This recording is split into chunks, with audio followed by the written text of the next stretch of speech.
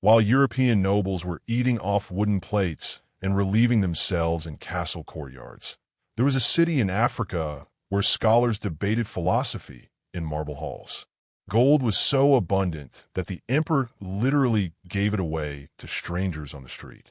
A city so wealthy that when its ruler went on vacation, he inadvertently destabilized the entire Mediterranean economy for a decade. This isn't a fairy tale. This is the true story of Timbuktu and the Mali Empire.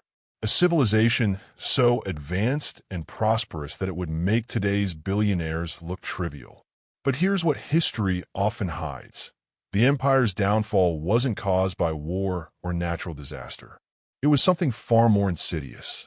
By the end of this video, you'll understand why this story was buried for centuries. Our story begins in the 13th century, in the heart of West Africa, where the Niger River bends like a golden serpent through the Sahara Desert. At this crucial crossroads between the Arab world and sub-Saharan Africa, a small trading post called Timbuktu was about to become the center of the wealthiest empire the medieval world had ever seen. But to understand how Timbuktu became the richest city on earth, we need to go back to the beginning, to a legend so extraordinary that even today historians debate whether it actually happened, or whether it was the most successful propaganda campaign in African history. The year was 1235. Across West Africa, dozens of small kingdoms and tribal confederations were locked in constant warfare over the region's most precious resources: gold, salt, and the trade routes connecting them. Into this chaos stepped a man whose very name would inspire legends and strike fear into his enemies. Sundiata Keita, the Lion King of Mali. Sundiata's rise to power began with what appeared to be a devastating defeat. As a young prince, he was crippled from birth, unable to walk until his teenage years. His own people mocked him as weak and unfit to rule. When his kingdom was conquered by the sorcerer king Samanguru, Sundiata was forced into exile, wandering from court to court, begging for shelter and protection. This is where the story enters the realm of myth. During his years in exile, Sundiata didn't merely survive, he learned. He studied the military tactics of various peoples, mastered diplomacy, and, most importantly, understood something revolutionary for African politics: the power of unity over division. When Sundiata finally returned to challenge Samanguru in 1235, he didn't come back as a lone avenger. He returned as the leader of a coalition of dozens of previously rival tribes, all united under a revolutionary concept: the Mandan Charter, perhaps the world's first written constitution. The Battle of Karina, where Sundiata defeated Samanguru, wasn't just a military victory. It marked the birth of a new kind of African state. The Mandan Charter established principles centuries ahead of their time: protection for women and children during warfare, environmental conservation laws, and a system of social organization that balanced individual rights with collective responsibility.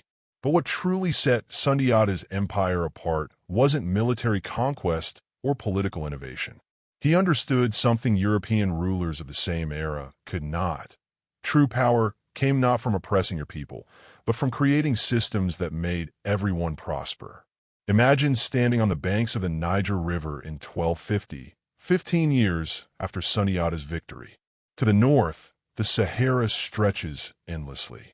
But this isn't the barren wasteland many imagine. Hidden beneath the sands were some of the richest salt mines in the world. Mines so valuable that a pound of salt could literally be traded for a pound of gold. The town of Tagaza, deep in the desert, was essentially built entirely of salt. Houses made from salt blocks, streets paved with salt, furniture carved from solid salt. Slaves labored under brutal conditions, surviving only a few years on average. Yet the profits were enormous, and merchants considered it an acceptable cost. To the south, rivers in Bambac and Bouet carried gold dust like glittering promises downstream. But the people of Mali didn't merely stumble upon these resources. They built a civilization around controlling and refining them. Malian miners developed techniques so advanced they wouldn't be surpassed until the Industrial Revolution. Underground networks extended for hundreds of miles with ventilation systems, keeping miners safe at depths that would challenge modern equipment. Techniques for separating gold from sand and gravel were more efficient than anything in medieval Europe. Perhaps most remarkably, Mali solved the fundamental problem of medieval mining, extracting resources without destroying the environment, sustaining local communities. Mines operated on rotation systems, allowing the land to recover between seasons. Processing techniques minimized water pollution. Early forms of environmental impact assessments ensured sustainability. The result was prosperity on a scale Europe couldn't imagine. While European mines were exhausted within a generation, Mali's gold mines produced consistently for centuries. Gold and salt were only the beginning. The genius of the Mali Empire lay in understanding that wealth without knowledge is temporary, and knowledge without wealth is powerless. This is where Timbuktu enters our story. Timbuktu became a hub not only of commerce, but of learning, culture, and diplomacy. Scholars from across Africa and the Arab world traveled to debate philosophy, mathematics, astronomy, and theology in grand marble halls. Libraries filled with manuscripts on law, science, and history made Timbuktu a center of intellectual achievement unmatched anywhere in the world. Knowledge flowed as freely as the Niger, and the city's wealth funded these institutions. The ruler of Mali, Mansa Musa, elevated Timbuktu to legendary status. His famous pilgrimage to Mecca in 1324 demonstrated the empire's wealth and influence. He traveled with thousands of attendants and a caravan carrying so much gold that he inadvertently destabilized Mediterranean economies for years. Yet Musa's display wasn't mere extravagance.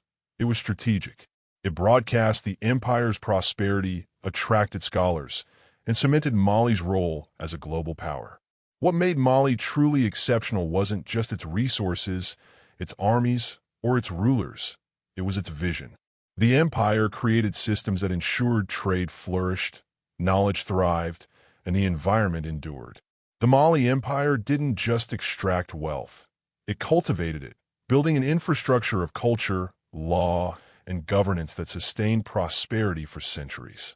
But despite these achievements, this story largely disappeared from European historical narratives. Timbuktu's treasures and Mali's innovations were overshadowed or ignored in Western history books, their impact minimized. Why? Perhaps because it challenges preconceived notions about Africa during the medieval period, that it was a place of ignorance and backwardness rather than innovation and power. By understanding the rise of Sundiata, the Mandan Charter, and the sustainable prosperity of Mali, we glimpse an empire that redefined wealth, governance, and knowledge. Timbuktu wasn't just rich, it was enlightened. And its story reminds us that civilizations across the globe have produced brilliance far beyond what history textbooks often admit. Around 1100 CE, long before Mali's golden age, Timbuktu began as nothing more than a seasonal camp for the Tor nomads. The name itself comes from Tin Abutut, meaning the place of a bud, named after an elderly woman left to guard the camp's well while the men traveled with their herds across the desert. Picture her sitting beside a simple well in the middle of nowhere, waiting for her people to return from seasonal migrations.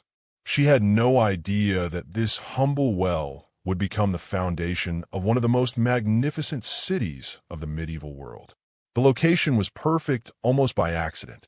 Timbuktu sat where the Niger River comes closest to the Sahara Desert, the natural meeting point between the boat-using peoples of the river and the camel-using peoples of the desert. It was where two entirely different worlds of trade and culture intersected. By 1200, what had begun as a simple well had grown into a small trading post. Merchants from the south arrived by boat carrying gold, ivory, and slaves. Merchants from the north arrived by camel caravan with salt, horses, and manufactured goods from North Africa and the Mediterranean. What transformed Timbuktu from a simple trading post into something unprecedented was Sundiata's vision. When the Mali Empire incorporated Timbuktu around 1240, Sundiata didn't just aim to control trade passing through the city. He wanted to create something never seen in sub-Saharan Africa, a center of learning that could rival the great cities of the Islamic world. What started as pragmatic policy became revolutionary vision. Sundiata offered protection and incentives to scholars, teachers, and craftsmen who would settle in Timbuktu. He established the first libraries, schools, and institutions that made knowledge, not just trade, the foundation of urban prosperity. By 1300, under Mali's protection and patronage, Timbuktu had become a magnet for scholars, merchants, and artisans from across the known world.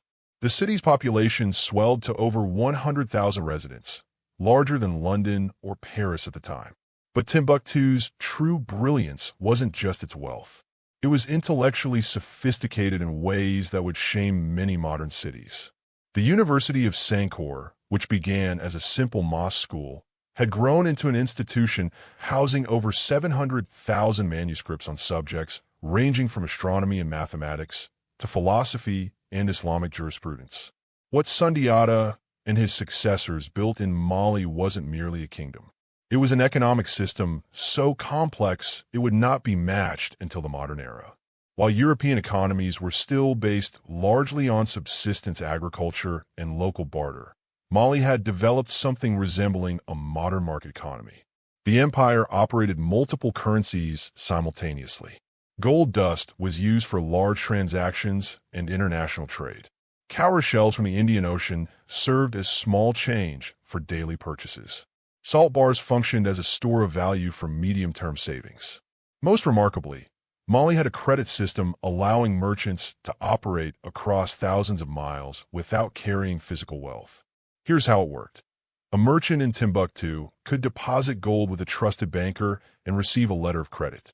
That letter could be taken to Cairo, Damascus, or Mecca in exchange for local currency at a predetermined rate. This system, which would not appear in Europe for another 2 centuries, made long-distance trade both safer and more profitable. The real innovation was in taxation and economic policy. Instead of merely extracting wealth from conquered territories, Mali's rulers created a system where prosperity in one region benefited all others. Trade routes were protected by imperial armies. Standardized weights and measures eliminated fraud. Local rulers were incentivized to maximize economic growth rather than merely extract tribute. The result was what modern economists would recognize as a positive feedback loop. Increased trade generated more tax revenue, which funded better infrastructure and security, which attracted more merchants, which further increased trade. By 1300, Mali was generating wealth equivalent to billions of dollars in today's money annually. Chroniclers reported rooms in the royal palace literally filled with gold dust, stored like grain in enormous earthenware jars. All this prosperity, knowledge, and political sophistication would soon be concentrated in the hands of one man, whose wealth became legendary enough that European cartographers drew him on their maps, holding a golden orb. One journey of his would change the course of world history and reveal to medieval Europe a civilization in Africa that made their kingdoms look like villages. That man was Mansa Musa. When Musa ascended to the throne in 1312, he inherited more than a kingdom. He inherited a gold-producing machine that generated wealth at a rate that would make modern oil barons envious. But who was this man, remembered as the richest human being to ever live? His full title was Mansa, meaning King of Kings. But even this grand title failed to capture the scope of his power. He ruled an empire stretching from the Atlantic coast to the bend of the Niger River, an area larger than all of Western Europe combined. His domain included parts of present-day Senegal, Mauritania, Mali, Burkina Faso, Niger, Guinea, Gambia, Benin, and Ivory Coast. Musa wasn't just geographically powerful. He was intellectually formidable, standing apart from most medieval rulers. Contemporary accounts describe him as fluent in multiple languages, conversant in the customs of both African and Islamic worlds, and capable of managing an empire with both wisdom and vision. Under his leadership, Mali's economy expanded dramatically, its trade networks flourished, and Timbuktu emerged as a shining jewel of learning and commerce. Gold, salt, and knowledge flowed freely, drawing scholars, merchants, and pilgrims from across Africa, the Middle East, and even Europe. Mali's wealth and intellect were so concentrated that the empire became legendary, a civilization so advanced it challenged the Eurocentric views of the medieval world. Mansa Musa's reign demonstrated that African kingdoms were not only wealthy, but also highly organized, sophisticated, and capable of creating urban centers of education, innovation, and global trade. Timbuktu, once a lonely well in the desert, became the symbol of what vision, governance, and human ingenuity could achieve, even in a landscape that seemed forbidding and remote. By combining economic foresight, political stability, and a commitment to learning, Mali under Musa set the stage for a golden age that would resonate for centuries. Timbuktu, born from the simple act of an old woman guarding a well, had grown into a city whose wealth, culture, and intellectual achievement could rival the greatest civilizations of the medieval world. And at the heart of it all was Mansa Musa, a ruler whose vision and ambition illuminated the possibilities of an African empire in a way that still inspires awe today. Mansa Musa was a polyglot and a scholar. He spoke Arabic for international diplomacy and multiple local African languages to govern a diverse empire. He understood enough astronomy and mathematics to converse with scholars as an intellectual equal, not merely as a patron. Unlike many medieval rulers who relied entirely on advisors, Musa involved himself directly in the complex details of governing a multi-religious, multi-ethnic empire stretching across vast distances. He implemented a sophisticated communication system using relay stations and mounted messengers that could carry messages from Timbuktu to the Atlantic coast in under 2 weeks, faster than most European kingdoms could communicate across much smaller regions. What made Musa truly remarkable, however, was his achievement of sustained peace and prosperity across a continent-spanning empire. In an age when European kings were constantly warring over scraps of territory and meager resources, Musa managed to create stability across diverse lands. The Mali Empire under Mansa Musa wasn't wealthy by accident. Its prosperity arose from one of the most sophisticated governmental systems the medieval world had ever seen. European feudalism created fragmented loyalties prone to conflict, but Musa developed a centralized system balancing local autonomy with imperial unity. The empire was divided into 12 provinces, each governed by appointed officials reporting directly to Musa. These were not hereditary positions granted based on birth or connections. They were meritocratic appointments, often given to those who had demonstrated skill in trade, scholarship, or administration. Each governor managed a bureaucracy, including tax collectors, military commanders, judges, and what we might now call economic development officers. Officials were regularly rotated to prevent corruption and the creation of local power bases that could challenge central authority. Musa's real innovation lay in his system of checks and balances. Provincial governors oversaw civil administration, but not military forces. Military commanders controlled armies, but not taxation. Religious leaders had spiritual authority, but limited political power. Each province specialized economically, yet all were coordinated under an overarching imperial strategy. Northern provinces focused on salt mining and trans-Saharan trade, building relationships with North African and Middle Eastern merchants. Southern regions concentrated on gold mining and agriculture, while also acting as buffer zones against potential threats from southern forest kingdoms. Central regions, including Timbuktu, became hubs of commerce and learning where these wealth streams converged. Musa's mastery extended to taxation and monetary policy. Instead of extracting wealth for personal gain, he created a system in which prosperity in one region benefited all others. Trade routes were protected by imperial armies funded through customs duties. Standardized weights and measures eliminated fraud and improved trading efficiency. A sophisticated credit system allowed merchants to conduct commerce across thousands of miles without transporting physical gold. By 1320, Mali's annual wealth equaled billions of dollars in today's terms. Arab chroniclers reported that Musa's treasury was so full that he did not know what to do with the gold. However, this immense wealth created unique economic challenges. Spending too much within the empire risked inflation that would harm his own people. Hoarding gold would stifle the economic activity required to maintain prosperity. Trading excessive gold internationally could flood global markets and devalue his reserves. Musa's solution was an early form of economic diplomacy. Mali used wealth strategically to strengthen political relationships, fund infrastructure, and support institutions that enhanced long-term imperial power and influence. For instance, Musa financed mosques and schools across Mali and the wider Islamic world.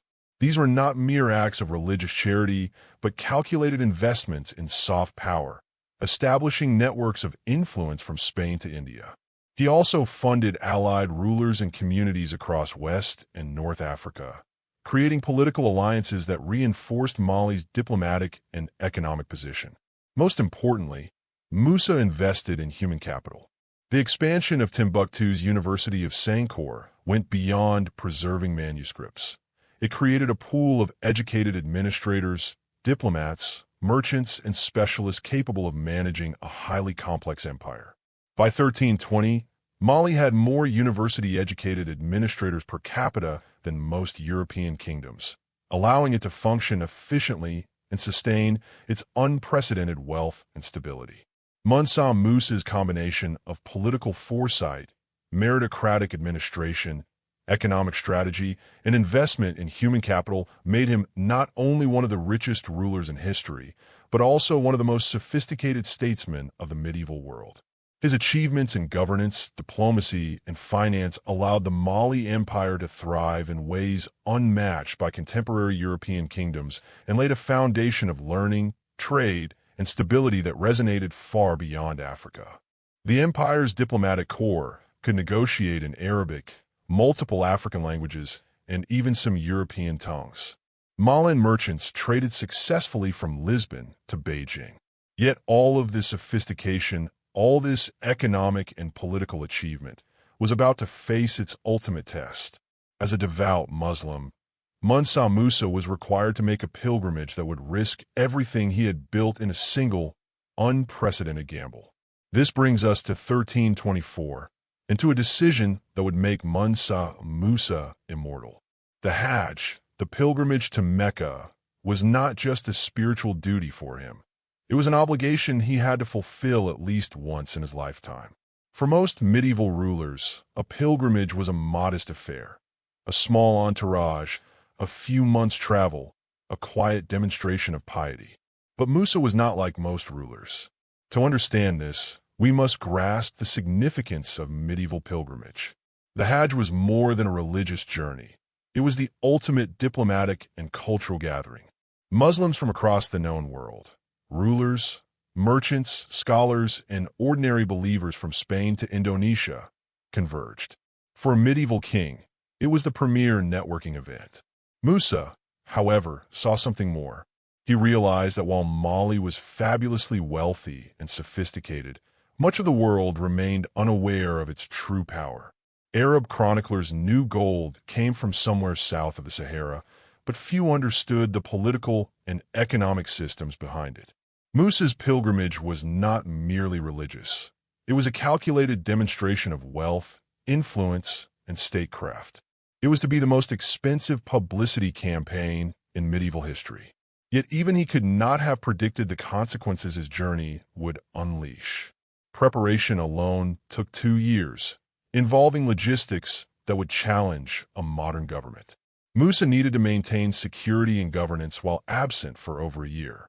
He had to organize supplies, accommodations, and support for a massive caravan, all while calculating exactly how much wealth to take, enough to impress the world, but not so much that it destabilized Mali's own economy. The caravan Musa assembled in 1324 was unparalleled.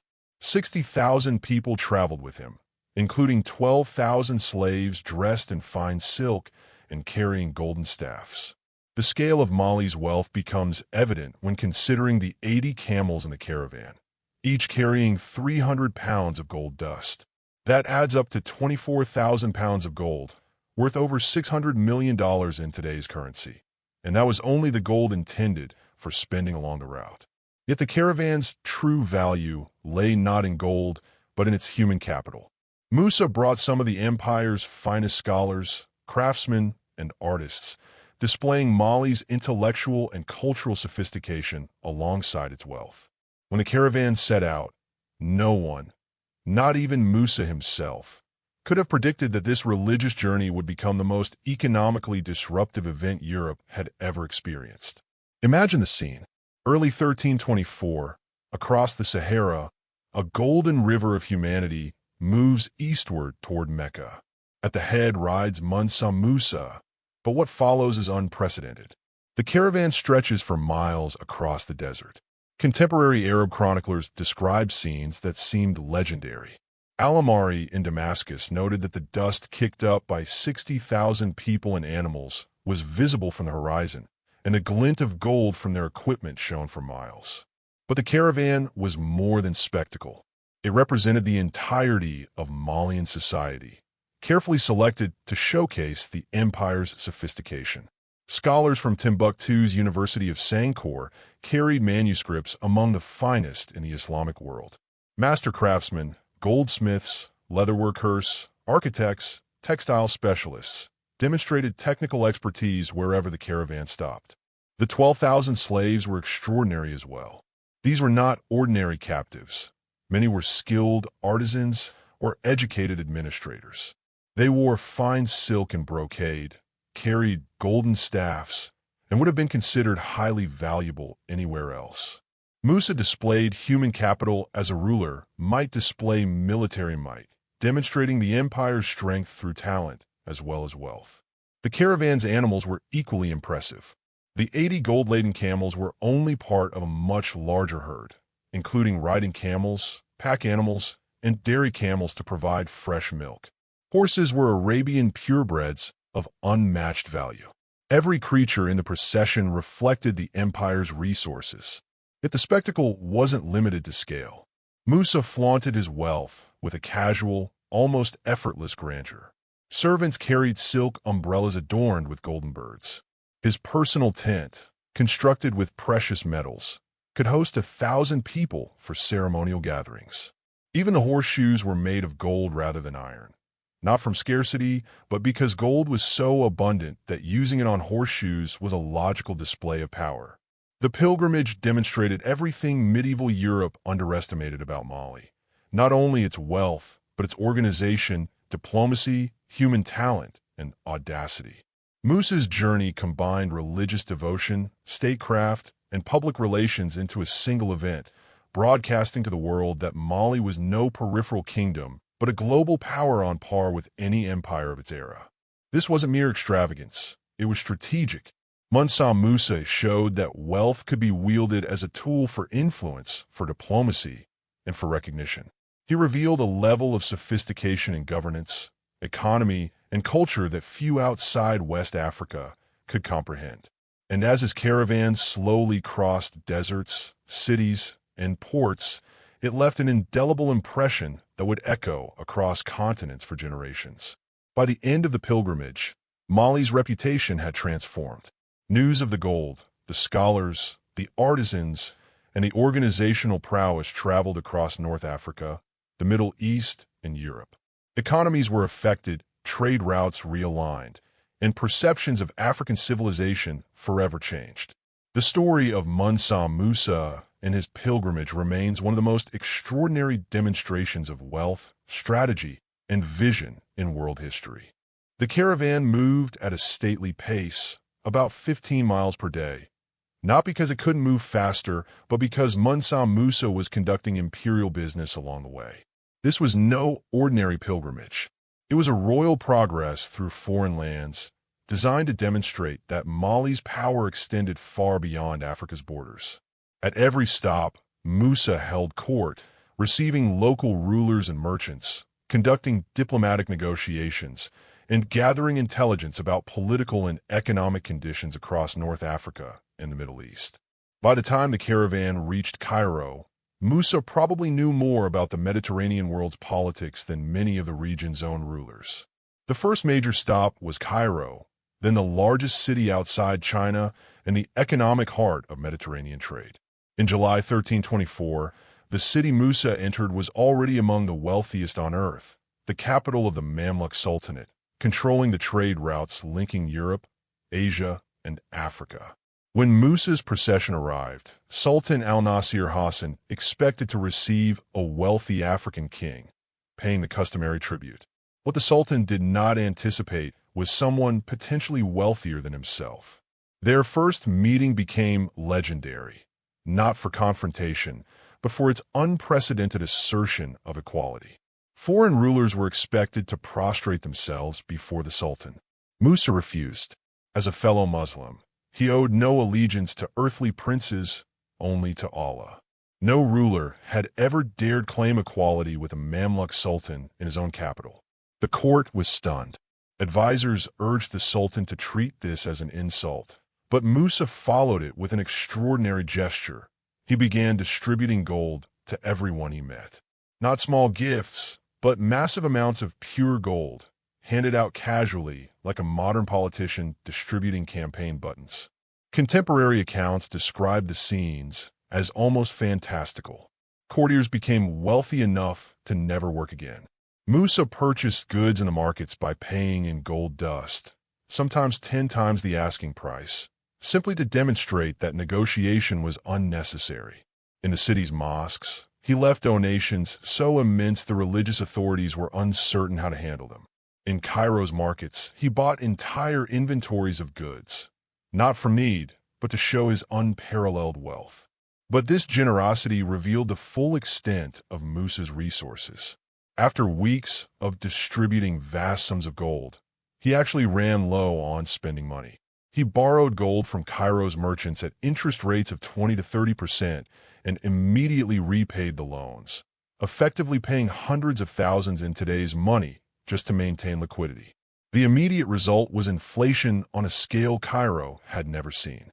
Within weeks, prices rose by 20% across the city. This was only the beginning. Over 3 months, Musa's distribution of gold destabilized the precious metals market throughout the eastern Mediterranean. Medieval economies relied on the relative scarcity of gold and silver. The sudden flood of Malian gold did more than inflate prices. It disrupted the balance of trade across the known world. Egyptian merchants, flush with Malian gold, purchased goods from European and Asian traders at absurdly high rates. Venetian merchants arriving at Alexandria found buyers offering double or triple normal prices. This triggered a chain reaction. Venetian fleets returned home with gold, which they then spent in Constantinople, Genoa, and other markets. European traders, astonished, realized there was a source of wealth in Africa far greater than anything they had imagined. The real shock came when Europeans tried to trace the source. Arab merchants in Cairo could only explain that the gold came from a land called Mali, south of the Sahara, with a political and economic system almost beyond comprehension. For the first time, Europe recognized an African empire that might surpass any kingdom in wealth. Maps were redrawn. Trading companies began planning expeditions, and the balance of medieval geopolitics began to shift. Musa's economic impact didn't end in Cairo. As he continued toward Mecca, the gold flowed through trade networks like a golden tsunami.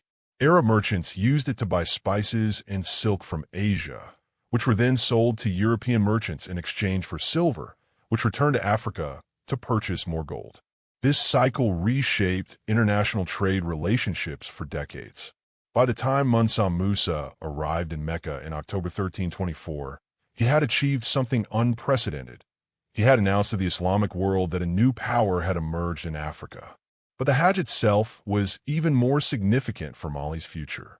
During the rituals, Musa met with scholars, merchants, and rulers from across the Islamic world. These were not mere ceremonial exchanges. Each meeting involved intensive discussion, intelligence gathering, and strategic planning that would strengthen Mali's diplomatic and commercial network for generations. Through these interactions, Musa solidified Mali's place on the global stage. He demonstrated that African kingdoms could not only rival the wealth of Europe and the Middle East, but also participate in complex trade, diplomacy, and intellectual exchange. By combining immense wealth with strategic foresight, Mansa Musa transformed Mali into a center of influence far beyond the continent. The journey to Mecca was, in essence, a projection of imperial authority, a carefully choreographed display of power, faith, and generosity. It altered perceptions of Africa in the medieval world and left a legacy that would inspire awe for centuries. Musa's pilgrimage proved that wealth could be a tool of diplomacy, that generosity could command respect, and that a single ruler's vision could shift the economic and political landscape across continents. Cairo, Mecca, and the trading cities of the Mediterranean had never seen anything like it. Mansa Musa's pilgrimage was not simply a religious journey. It was an unprecedented statement of Mali's prosperity, sophistication, and the far-reaching power of its rulers. The flood of gold, the defiance of protocol, the diplomatic meetings, all served to announce to the world that Mali was no peripheral kingdom. It was a global player, an African empire whose influence extended across deserts, rivers, and oceans, touching every major economic and cultural hub in the medieval world. By the end of the Hajj, the message was clear. Mali was a kingdom of immense wealth, intelligent governance, and far-reaching vision. Its riches, its scholars, and its political organization would shape the world's understanding of Africa for generations to come. While Mansa Musa's legendary generosity became the standard by which all future rulers would be measured. From Persian merchants, Mansa Musa learned mining techniques that could boost gold production while minimizing environmental damage. Syrian architects taught him construction methods suited for larger, more durable buildings in desert climates. Egyptian scholars shared advances in astronomy, mathematics, and medicine that could benefit Timbuktu's growing University of Sankore. Most importantly, Musa gained knowledge of new financial instruments and trading practices that allowed Mali to engage directly with Asian markets without relying on North African intermediaries. He discovered maritime routes connecting the Indian Ocean with the Atlantic, potentially enabling direct trade with India, China, and Southeast Asia. A landmark encounter was with Ibn Battuta, the great medieval traveler, who was so impressed by Musa's knowledge and wealth that he journeyed to Mali personally. When Ibn Battuta reached Timbuktu in 1353, his detailed accounts would provide the world with the first thorough description of Mali's extraordinary civilization. Yet, Musa also encountered troubling information during his time in Mecca. Portuguese explorers were already advancing along Africa's Atlantic coast, searching for a sea route to the continent's gold. The Ottoman Empire was expanding westward, threatening northern trade hubs crucial to Mali's prosperity. Most ominously, European merchants and rulers were asking probing questions about Mali's military, political structure, and vulnerabilities. The empire's fame, fueled by its wealth, was becoming dangerous. When Musa began his return to Mali in 1325, he carried more than diplomatic knowledge and connections. He carried a grave understanding. By revealing Mali's wealth so visibly, he had also exposed its vulnerabilities. The empire that had thrived in relative isolation was now on the world's map, literally and figuratively. What Musa did upon his return would determine whether Mali's golden age would endure or falter. When his caravan finally appeared outside Timbuktu in early 1326, residents witnessed an unprecedented event, the return of a ruler who had become an international celebrity.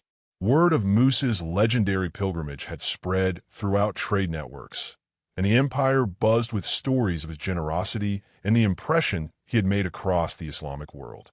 Yet Musa returned as a transformed leader. The provincial African king who had left Mali 2 years earlier had become a sophisticated international statesman, aware of both the opportunities and dangers Mali's fame had created. He brought more than stories and souvenirs.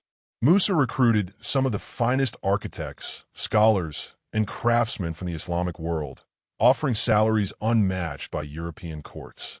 Among them was Es Saheli, the Andalusian architect who would redefine Timbuktu's skyline, alongside dozens of scholars who would transform the University of Sankore into one of the world's foremost centers of learning. Most importantly, Musa carried a new vision for Timbuktu. Having witnessed the grandeur of Cairo, Damascus, and Mecca, he had seen the power that came from combining wealth, knowledge, and architectural magnificence. He resolved to create a city in Timbuktu that could rival the greatest urban centers of the Islamic world. What followed was a remarkable urban transformation. The Timbuktu Musa began reshaping in 1326 was already impressive by African standards, yet still resembled a desert trading post. Over the next decade, it became one of the most advanced urban centers globally. Musa's first priority was architecture. The Great Mosque designed by E.S. Saheli was more than a religious site. It was a statement of architectural sophistication blending techniques from Islamic Spain, Fatimid Egypt, and local African traditions. Its distinctive pyramidal minarets became the city's iconic silhouette for centuries.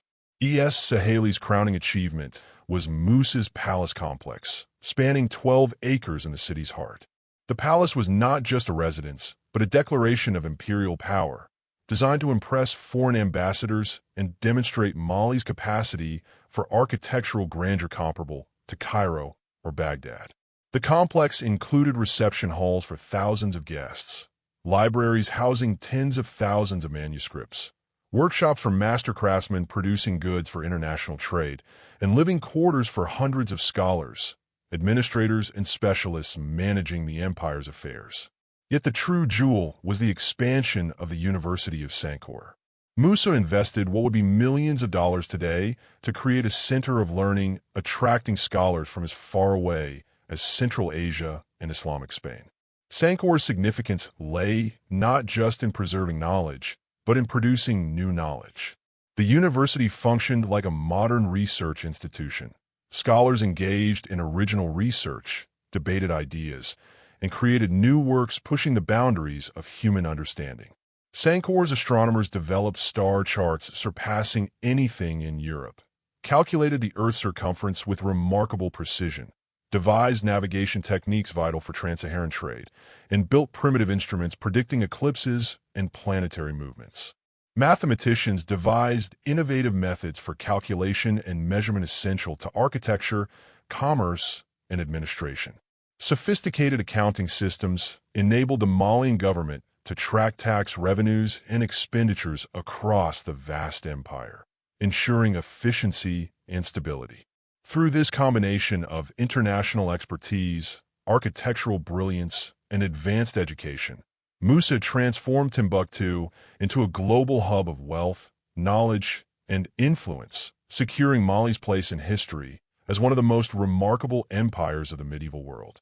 They even developed early forms of statistical analysis to predict crop yields and plan for economic fluctuations.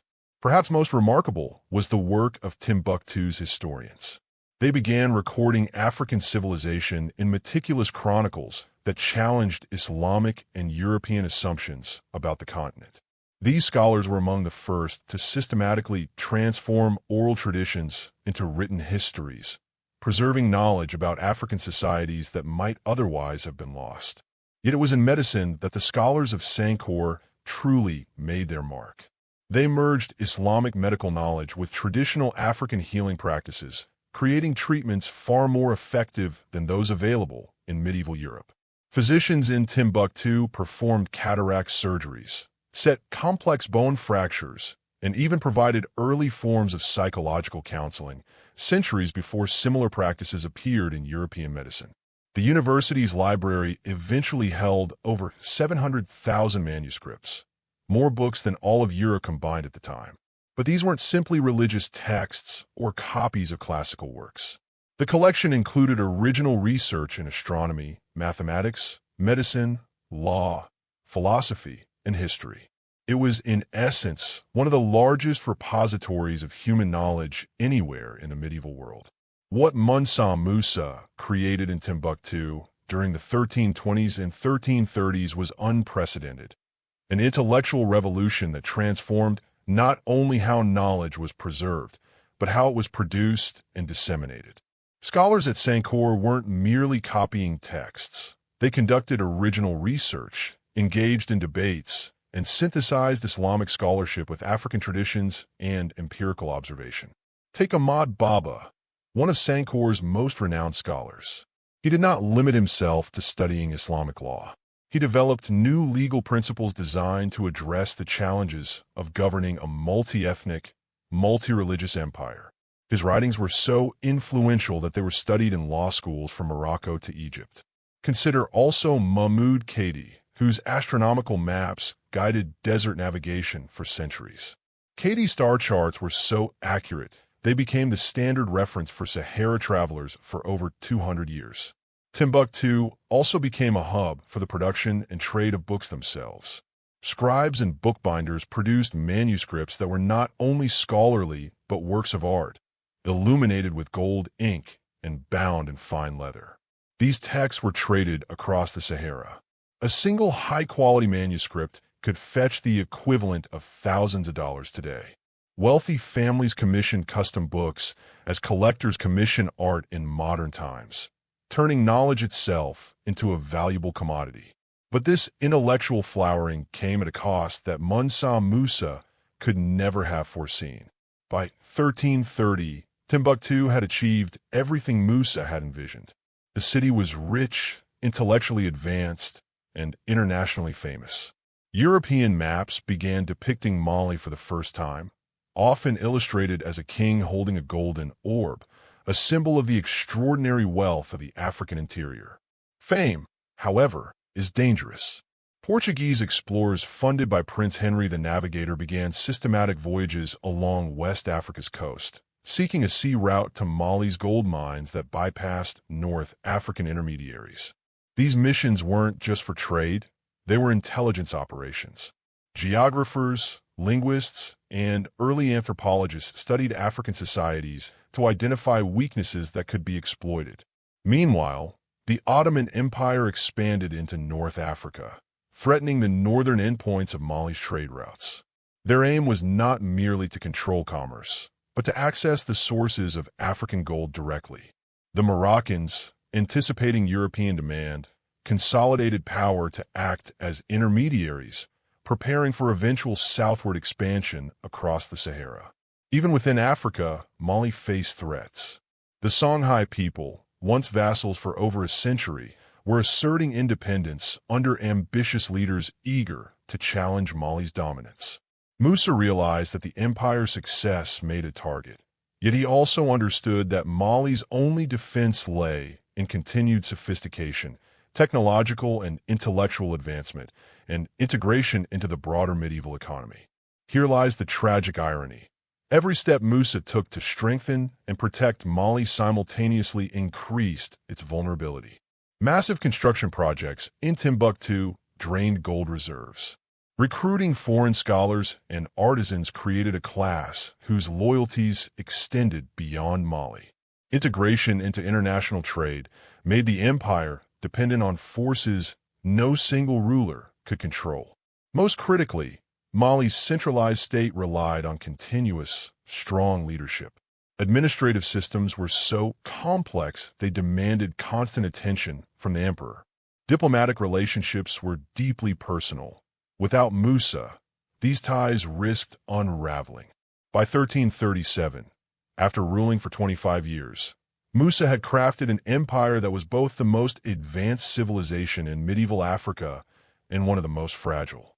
If you're still following, the story darkens here. Musa's successors soon realized that building a golden age is far easier than sustaining it. The forces he unleashed, international attention, economic dependency, political complexity, would soon unravel Mali from within. By 1340, less than 3 years after Musa's death, the empire began to fracture. But Timbuktu's destruction was not caused by slow decline or economic pressure. Its downfall came from a single, devastating betrayal, originating from the one quarter Musa's successors never expected. The city's intellectual elites, once a source of strength, became a target. Rival powers coveted Mali's gold, its knowledge, and its strategic position along trans-Saharan trade routes. European powers sought direct access to resources, bypassing traditional African intermediaries. North African states, emboldened by Ottoman expansion, pressed southward. Local vassals, sensing an opportunity in leadership transitions, challenged central authority. This combination of external pressure and internal tension exposed the empire's fragility. Timbuktu's vast libraries, wealth, and infrastructure, meticulously built over decades, could not withstand political instability. Scholars were displaced, manuscripts lost or looted, and trade networks disrupted.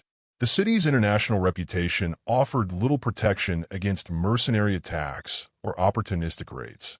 Ironically, the very sophistication that had made Mali unique, its administration, scholarship, and cultural complexity, also made it impossible to defend against forces that operated outside traditional African diplomatic norms. A city that had once dazzled the world with knowledge, wealth, and order became vulnerable precisely because it was so advanced. The lesson is profound. Mansa Musa's vision demonstrated that Africa could rival any empire globally in wealth, intellect, and organization. Yet history shows that sustaining such a civilization requires more than brilliance and resources. It demands stability across generations, continuous leadership, and defenses against opportunistic rivals who exploit both wealth and knowledge. Timbuktu, once the jewel of the Sahara, illustrates how the most brilliant and prosperous civilizations can be undone by a combination of internal vulnerability and external ambition. Musa's achievements were monumental, but his successors learned that even the greatest foundations require constant maintenance and protection. In the end, the story of Timbuktu and Mali is one of triumph and tragedy. It is the story of vision, intellect, and wealth, but also of fragility and the limits of human foresight. It reminds us that history is shaped not just by what we build, but by the forces we cannot fully anticipate. And it is precisely this combination of brilliance and betrayal that explains why the history of Mali was hidden, overlooked, and undervalued in European accounts for centuries. And when that betrayal was finally revealed, it would not only end Mali's golden age, but ensure that this incredible civilization would be erased from history for centuries. Mansa Musa's death in 1337 created a power vacuum that exposed the fundamental weakness of even the most sophisticated medieval empire, the problem of succession. Despite Mali's advanced administrative systems, the empire was ultimately dependent on the personal authority and vision of its ruler. Musa was succeeded by his son Magan, but the transition revealed cracks that had been hidden by Musa's extraordinary leadership.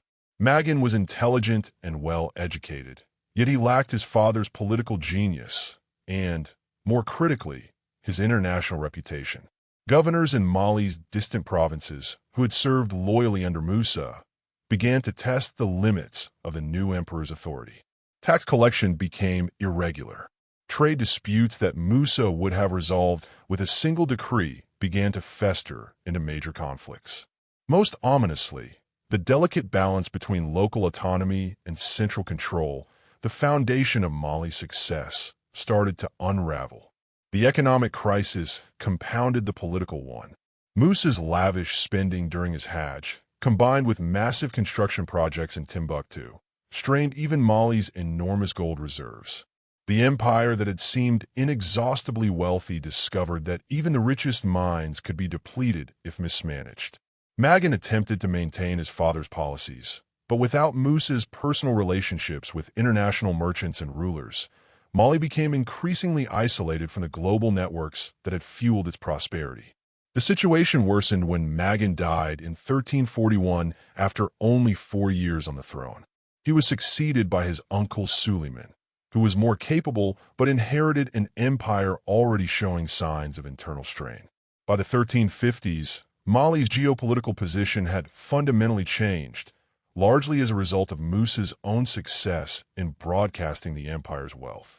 The revelation of Mali's riches had set in motion forces no single African ruler could control. European explorers were no longer content with North African intermediaries. They sought direct access to African gold. Portuguese traders established posts along the West African coast, offering Mali's southern provinces direct trade that bypassed Timbuktu entirely. This wasn't just economic competition. It was an existential threat to the trans-Saharan trade networks that had been the backbone of Mali's power. When gold could be shipped directly from West African ports to Europe, there was no reason for traders to traverse the dangerous Sahara. The Portuguese also began mapping the coast, gathering intelligence on local politics, and identifying allies willing to challenge Mali's regional dominance. Meanwhile, the Moroccan Marinid dynasty consolidated control over northern Saharan trade routes, positioning itself to contest Mali's gold monopoly. They had learned from Musa's example. Controlling African gold was the key to wealth and influence in the medieval world. Most dangerously, the Songhai people, vassals of Mali for over a century, began asserting independence. Under ambitious princes, they recognized opportunities in Mali's internal instability. Historically skilled in warfare and trade, they had accepted Mali's dominance for the prosperity and protection it offered. Now, distracted by succession crises and external pressures, Mali seemed vulnerable. Songhai's transformation from loyal vassal to dangerous rival was strategic, occurring over decades. Its leaders patiently exploited Mali's internal weaknesses while strengthening military and economic capacity. The key figure in this shift was Ali Ber, who became Songhai king around 1464. He studied Mali's methods carefully, understanding that lasting power required more than military conquest. It demanded economic control, diplomatic skill, and administrative competence, just as Musa had employed. Ali Ber benefited from advantages earlier Songhai leaders lacked. By the mid-15th century, new military technologies, particularly firearms supplied by Portuguese traders, were available. Armies proficient with these weapons could dominate traditional forces. Moreover, Ali Ber recognized that Mali's strength had become its vulnerability. The empire's vast size made defense difficult. Complex administrative systems were prone to disruption, and wealthy urban centers like Timbuktu were tempting targets. Rather than initiating a frontal assault, Ali Ber waged economic warfare. He offered better terms to merchants who traditionally passed through Timbuktu, encouraging them to use Songhai-controlled routes instead. He negotiated direct relationships with North African traders, bypassing Mali's diplomatic networks. Most cleverly, he recruited scholars and administrators dissatisfied with Mali. Many of the foreign experts Musa had attracted to Timbuktu had never fully integrated. Ali Ber offered them better positions and higher salaries in Songhai cities, drawing them away from Mali. Mali's challenges were not solely external. Internal decay made it increasingly difficult to respond to threats. Musa's administrative systems, though sophisticated, required continuous oversight. As revenues declined and attention divided among multiple crises, these systems faltered. Tax collection became irregular, often corrupt. Provincial governors pursued personal agendas. Trade disputes festered, and local rulers increasingly ignored central authority. By the late 15th century, Mali's once stable empire had become a fractured realm, vulnerable to economic competition, external encroachment, and internal disintegration. Songhai's rise exploited this weakness, combining military innovation, diplomatic cunning, and economic incentives to dismantle the structures Musa had built. What had once been the richest, most sophisticated empire in sub-Saharan Africa was reduced to a shadow of its former self, a cautionary tale of how even extraordinary wealth and vision cannot shield an empire from the twin threats of succession instability and external pressures. The eventual triumph of Songhai marked the end of Mali's golden age. Timbuktu, once the intellectual and commercial jewel of West Africa, remained a city of learning, but its political and economic supremacy had shifted. The betrayal of Mali's cohesion was gradual, subtle, and strategic, demonstrating that empires, no matter how brilliant their leadership, are only as strong as the systems and successors they leave behind. In retrospect, Musa's greatest achievements, his pilgrimage, his generosity, and his investment in Timbuktu had inadvertently sown the seeds of vulnerability. By making Mali's wealth known across continents, he had inspired envy, ambition, and the rise of rivals who could exploit internal weaknesses. The empire he had built to last generations ultimately faltered without his singular vision, illustrating the fragility of even the most sophisticated medieval states. By the late 14th century, Mali's golden age was showing clear signs of decline.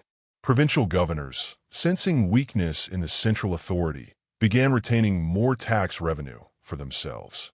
Military units, long overdue for payment, gradually lost discipline and effectiveness. Most critically, the intellectual networks that had made Timbuktu a center of learning began to unravel. Scholars, unable to secure adequate support at home, migrated to other centers of knowledge. Libraries that had been carefully maintained for generations started to deteriorate as funding dried up.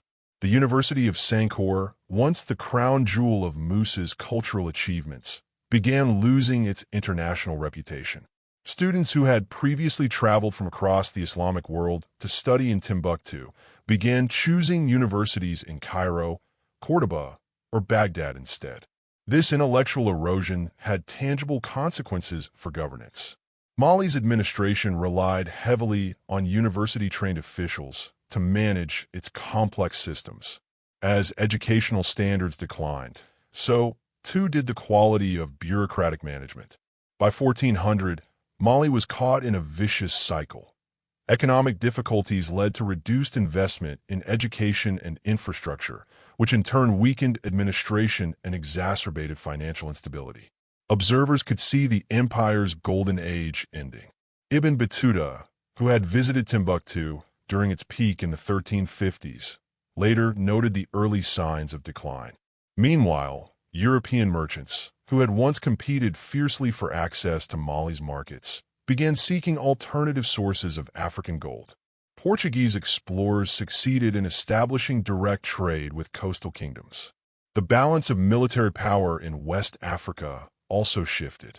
Mali's armies, once formidable, lagged behind technologically, relying on traditional weapons while neighboring states gained access to firearms.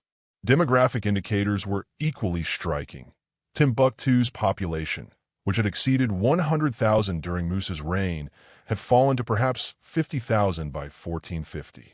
Scholars, merchants, and artisans, the very people who had made the city prosperous, were departing for opportunities elsewhere. By 1500, Mali had lost control of most eastern territories to the rising Songhai Empire, and Timbuktu itself was no longer under Malian rule. Yet the city's greatest treasures, its libraries, scholars, and accumulated knowledge, remained intact. No one could have predicted, however, that Mali's enemies were preparing a far more devastating assault, an attempt to erase Timbuktu's intellectual legacy entirely. When this plan was executed, it would be so thorough that much of the world would forget Africa's remarkable achievements. By the late 16th century, the political map of West Africa had been dramatically redrawn. Mali had shrunk to a small territory around its original heartland, while Songhai dominated the region, controlling Timbuktu and the trans-Saharan trade routes. In Morocco, Sultan Ahmad al-Mansur devised an unprecedented military campaign to seize full control of the African gold trade. His plan was audacious: to march 4,000 soldiers armed with the latest European firearms across 1,500 miles of desert to attack cities most Moroccans had never seen. This was no reckless gamble. Al-Mansur had spent years gathering intelligence on West African politics, mapping trade routes, and recruiting guides and allies to navigate the desert. The 1591 expedition, led by Judar Pasha, was unlike any previous African military campaign. The Moroccan force included not only soldiers, but also interpreters, administrators, and specialists trained to assume control of complex urban systems. Remarkably, this was not a conquest driven by religious zeal or simple territorial ambition. It was a calculated economic strike designed to dominate the gold trade that European demand had made exceptionally valuable. The Moroccans had studied Mansa Musa's legacy closely, understanding that whoever controlled Timbuktu and other trading cities along the Niger Band could attain unprecedented wealth. When the Moroccan army reached Timbuktu in April 1591, the city remained impressive but was no longer the impregnable fortress of Mali's golden age. Songhai defenders fought bravely with traditional weapons against Moroccan muskets and cannons, making defeat inevitable. The city fell in less than a month, but the aftermath was even more devastating than the military conquest. Judar Pasha's forces were effectively early corporate raiders, systematically stripping Timbuktu not only of gold and trade goods, but also of its intellectual treasures. Libraries that had taken centuries to accumulate were ransacked. Manuscripts were destroyed or shipped to Morocco as exotic curiosities. Yet the true tragedy lay in the dismantling of the intellectual community. Scholars were killed, enslaved, or forced to flee. The University of Sankore was abandoned. Timbuktu's scholarly networks, which had connected the city to the broader Islamic world, were severed permanently. The fall of Timbuktu marked not only a political and economic loss, but also the erasure of a civilization's most enduring intellectual legacy. Here's what makes the Moroccan conquest of Timbuktu particularly devastating. It wasn't followed by efforts to rebuild or maintain the city's greatness.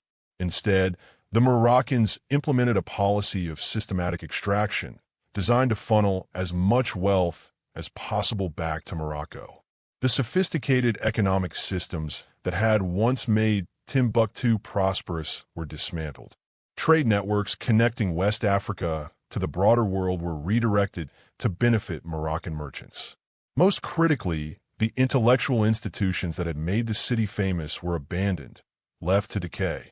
Over the following decades, Timbuktu's population plummeted from roughly 50,000 to perhaps 10,000. The city that had once rivaled Cairo and Baghdad became a provincial outpost in a Moroccan colonial empire. But the most shocking part of the story wasn't just the demographic decline, it was what happened to the historical record. The Moroccan conquest was followed by a deliberate campaign to erase Timbuktu's intellectual legacy from memory. When European colonial writers arrived in West Africa centuries later, they found a region that seemed to confirm their prejudices about African civilization. The great libraries were gone. Universities had vanished. Architectural marvels had crumbled or been abandoned. European observers, looking to justify their own presence in Africa, ignored or minimized evidence of the region's sophisticated past. They dismissed accounts of Mansa Musa's wealth as myths and portrayed Timbuktu as a primitive trading post, a city that had supposedly never achieved real civilization. Yet the truth was far different. The destruction of Mali and Timbuktu was not a historical accident. Local families recognized the value of the city's intellectual heritage and hid manuscripts, protecting them from looters and neglect. For over 4 centuries, these texts were carefully passed down, concealed in private homes, buried in the desert, or kept in remote villages. Meanwhile, European historians relied on sources filtered through colonial prejudice, crafting a narrative that essentially erased the achievements of medieval West African civilization. Mansa Musa became a footnote. Timbuktu was portrayed as a myth. The University of Sankore, one of the most remarkable centers of learning in the world, was forgotten entirely. When European explorers finally rediscovered Timbuktu in the 19th century, many were shocked to find it existed at all. They had assumed it was a legend, a creation of Arab storytellers. For over 400 years, one of the most extraordinary civilizations in human history had been written out of global memory. It wasn't until the 1970s that historians began piecing together the true scope of Mali's achievements. Rediscovered manuscript collections revealed a sophisticated intellectual tradition previously unknown to modern scholarship. These texts showed African accomplishments in astronomy, mathematics, medicine, and philosophy that challenged centuries of assumptions about the continent's past. Digitization projects today are helping to preserve these works, bringing Mali's golden age back into global awareness. The story of Mansa Musa, and Timbuktu isn't just about the past. It's a reminder that entire civilizations can rise to extraordinary heights and then vanish from memory. Not because they weren't remarkable, but because later generations had reasons to forget them. The legacy of Mansa Musa and the Mali Empire forces us to ask uncomfortable questions about who writes history and whose stories are remembered. For centuries, medieval Africa's achievements were hidden, ignored, or dismissed. Musa's immense wealth was treated like a fairy tale. Timbuktu's intellectual sophistication was erased. Architectural and engineering feats crumbled into dust. But the truth is far more extraordinary than fiction. Mali wasn't merely wealthy. It was one of the most sophisticated civilizations of its time. Timbuktu wasn't simply a trading post. It was a global center of learning that rivaled Baghdad and Cordoba. Mansa Musa wasn't a king who stumbled upon gold. He was a visionary leader who created sustainable prosperity on a scale that would not be seen again for centuries. As we rediscover Timbuktu's manuscripts and reconstruct Mali's history, we gain more than facts. We recover a vision of what human civilization can achieve when knowledge, wealth, and wisdom are combined in service of a greater good.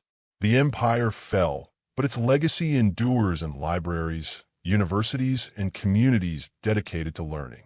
The golden age of Mali reminds us that greatness can emerge anywhere, at any time, and among any people. Yet it also warns us that even the most magnificent achievements can be lost if we fail to protect and preserve them. If this story opened your eyes to a chapter of history you never knew existed, hit the like button and subscribe for more hidden histories that will change how you see the world. Leave a comment telling us which other lost civilizations deserve to have their stories told. The truth is always more incredible than fiction. You just have to know where to look for it.